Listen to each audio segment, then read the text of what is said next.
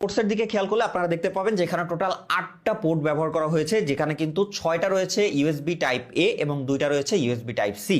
So এখানে যে 6টা এ রয়েছে এর মধ্যে একটা কিন্তু আপনাকে 22.5 ওয়াট ফাস্ট চার্জিং সাপোর্ট দিবে। এছাড়া যে বাকি 5টা রয়েছে এই 5টা দিয়ে কিন্তু আপনারা 12 ওয়াট পর্যন্ত আউটপুট নিতে পারবেন।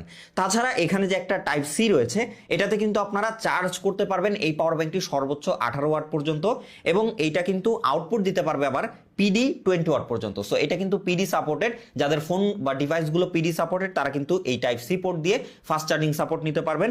তাছাড়া এই পাশে আরও একটা টাইপ সি পোর্ট রয়েছে যেটা কিন্তু 18 ওয়াট আবার এই পাওয়ার ব্যাংকটিকে চার্জ করতে সক্ষম।